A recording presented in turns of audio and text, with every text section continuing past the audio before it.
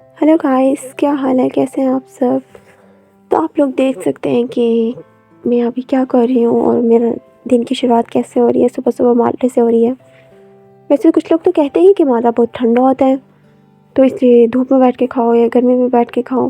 लेकिन सोचने वाली बात है कि अगर इस सीज़न में होता है ये, तो डेफ़िनेटली फिर ये काम की चीज़ ही होगी। इसी सीज़न के लिए तो ये बीमार तो ना करता होगा। तो ये ऐसी सिर्फ़ बातें होती हैं। जिस सीज़न के लिए फ्रूट बना है डेफ़िनेटली उसी सीज़न में हम खा सकते हैं ना। खैर, मैंने अभी क्या शुरू कर दिया है, जब मेरे आप लोग व्यूज़ बढ़ा दें, बस मेहरबानी कर देना। अब मैं दिन रात लगी रहती हूँ, कभी एडिटिंग कभी कुछ, तो फिर अब मेरे व्यूज़ भी ना आए, 0 व्यूज़ हों, वो भी तो अच्छा नहीं लगता है ना। तो आप लोग प्लीज़ अगर कोशिश करें व्यूज़ बढ़ा सकें, मेरा वॉच टाइम बढ़ा दें, सब्सक्राइब कर दें, तो मेहरबानी होगी। इतना प्लीज़ तो मैंने कभी अगर टीचर्स को किया होता ना, तो उन्होंने मुझे मॉनिटर तो खैर मैं पहले से ही थी, क्लास की सीआर रही हूँ। ये ना मेरी लुक है आज की। मैं नहा धो के आई, ठंडी हो गई थी, तो मैंने सोचा चलो थोड़ी देर धूप में बैठते हैं चल के। मज़े की लुक, नहा के बंदा जो फ्रेश हो जाता है ना, वो बस मज़ा किसी और चीज़ में नहीं है। लेकिन फिर नहाने के बाद धूप में बैठे तो तब ऐसे नहीं। लेकिन मेरे अभी हस्बैंड का नाश्ता बनाना था, तो फिर मैं चल पड़ी उधर नाश्ता बनाने के लिए। नाश्ता तो मैंने बना लिया था, लेकिन बस वो अभी उठ रहे थे, तो मैंने सोचा गर्म कर दो अभी नाश्ता, क्योंकि ठंडा हो गया था। उन्हें उठाते वो तो खुदाई मखलूक उठने का नाम ही नहीं लेती। 10 बार ये सीढ़ियाँ ना मुझे ऊपर नीचे चढ़नी पड़ती हैं। तो मैंने गर्म किया, आलू का पराठा था, एज़ यूजुअल आलू का पराठा जो मैंने हस्बैंड के लिए बनाया था, उनका फेवरेट है। चाय भी बन गई थी, पराठा भी बन गया था, लेकिन मेरे हस्बैंड जी अभी भी नहीं आए थे। चलो उनको खाना नाश्ता करवा के फिर मैंने सफाई वगैरह कर ली किचन की। उसके बाद मैं फिर चल पड़ी धूप में, क्योंकि सर्दी थी अंदर बहुत ज़्यादा।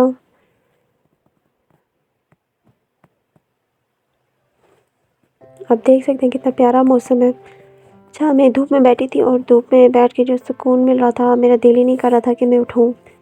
इतना सुकून है धूप में, और बंदा जब नहाया हुआ हो और सब कुछ लपेटा हुआ हो, सॉक्स से लेके टोपी तक। मैं हस्बैंड की टोपी भी पहन के रखती हूँ, बस मुझे अपनी तो ला के नहीं देते, तो उनकी चढ़ाई रहती है। बस मज़ा आ जाता है धूप में बैठने का, सुकून मिल जाता है। हाँ, मेरे सर में बहुत दर्द होता है धूप में, मुझे एकदम से सर में दर्द हो जाता है, पता नहीं क्या इशू है मेरे साथ। लेकिन खैर, थोड़ा कंप्रोमाइज़ करना पड़ता है। और धूप तो बड़े मज़े की है। देख लें आप, ये अपने घर के पास बैठी हुई है, मेरा घर है, इसलिए उस विंडो ही दिख रही है हॉल की। पर धूप में मुझे सुकून मिल गया और मैं बैठी रही, पहले नीचे बैठी रही, फिर आके मैं ऊपर बैठ गई, फिर मैं आ गई अंदर और मैंने क्या शुरू कर दिया फिर से फ्रूट्स खाना। अभी एप्पल खा रही थी मैं। अब मेरा बस यही काम होता है, फ्रूट्स खाओ, बैठो, एडिटिंग करो, वीडियोस बनाओ। सब मुझे कहते रहते हैं बस वीडियो बनाओ, हर चीज़ की वीडियो बनाओ। मेरी नंद के बच्चे आए हुए थे, वो पता नहीं क्या कह रहे थे, मैं कुछ कर रही थी, कहते हैं हाँ अब तो मामी जो है इसकी भी वीडियो बनाएंगी। मतलब सबको पता चल गया कि इसने हर वक्त वीडियोस बनानी है। अब किसी को ये तो नहीं पता कि व्लॉग्स बनाती हूँ मैं, सबको लगता है बस कि वीडियोस ही बना रही होती है।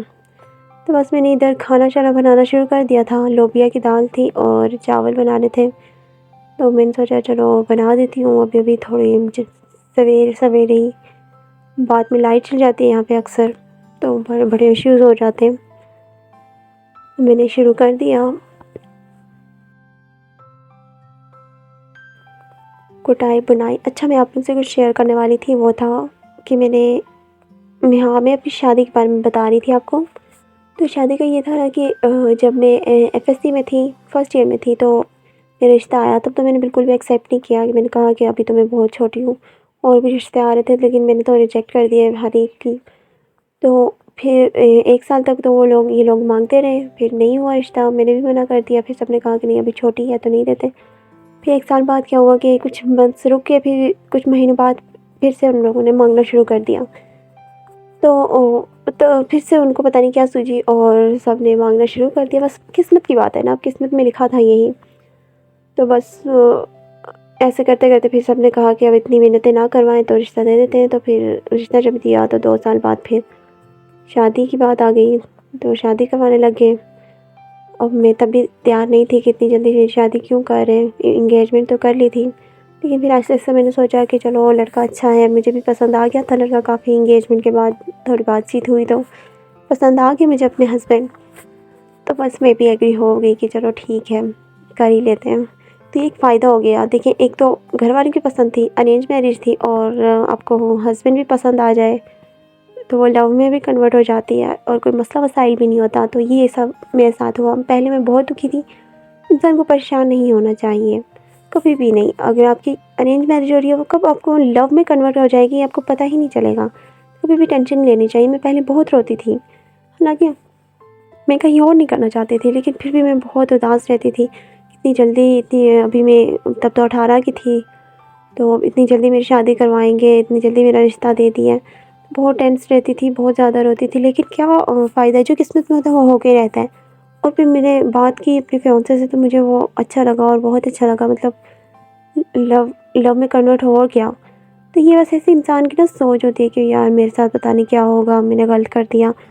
अल्लाह जो भी करता है ना बेहतर करता है, हर एक की भलाई होती है उसमें। कभी भी हमें टेंशन नहीं लेनी चाहिए।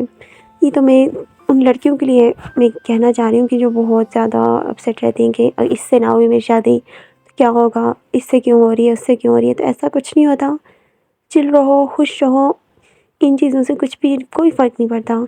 अगर आप अरेंज मैरिज कर रहे हो तो यकीन माने उसमें ही आपकी बेहतरी है।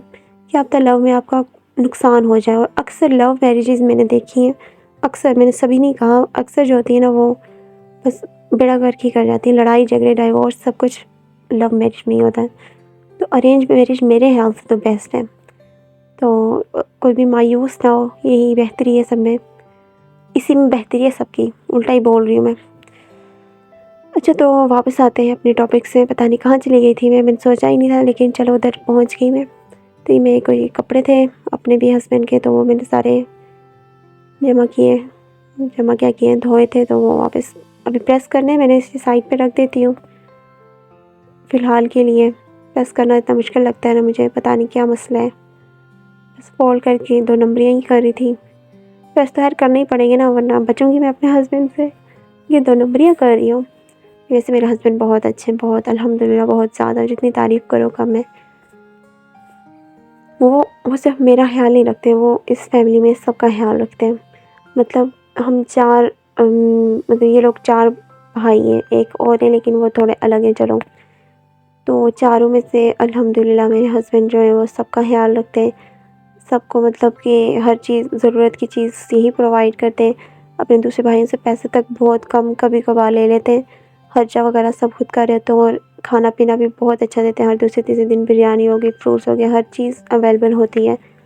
Just because of my husband, मेरा हस्बैंड सबको प्रोवाइड करते हैं। और ये कोई कम बात नहीं है, ये इसके लिए दिल बड़ा होना चाहिए, और ये हर एक काम बड़ा नहीं होता। चाहिए हमारा क्यूटू पाई, इसे तो आप जान चुके होंगे। आपने इसकी शक्ल ही ज़्यादा देखी होगी। मेरे जेठानी का बेटा पिंकू, पिंकू पिंकू लग रहा था। बस ये हँसता बहुत कम ही है। चलो जी, ये आटा-शाटा गूँधा जा रहा था, जो कि मेरी जेठानी गूँध रही थी, क्योंकि मैं आटा नहीं गूँधती। मैंने बताया था ना कि आटे से जो मुझे नफ़रत है ना, आटा गूँधने से, ऐसे आटे से नहीं। तो इसलिए फिर वो मैं छोड़ ही देती हूँ। मैं खाना बना लेती हूँ इसलिए। तो बस ये बच्चे-शच्चे थे हमारे पास। दूसरी जेठानी का बच्चा था।